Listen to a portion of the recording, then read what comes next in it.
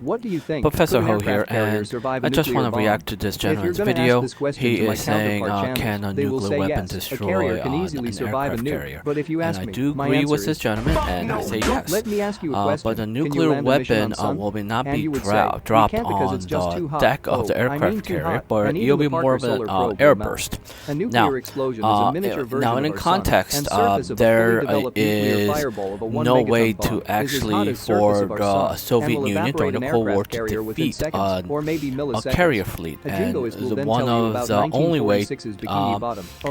they can Bikini destroy Atoll or test, stop in which the USS Independence a U.S. carrier CVL-22 fleet survived the is nuclear using explosion, but that tactical was an nuke. underwater test, So not a yes, direct hit, using and the nuclear bomb was weapons detonated on an more than aircraft 500 meters below the fleet ocean. A is nuclear an armed missile actual would not target the plausible, carrier but directly it on its is deck, one of the not tactics 500 of the meters Soviet below Union water. during the Cold This is War. tungsten, Good the video, strongest excellent metal in job. the world.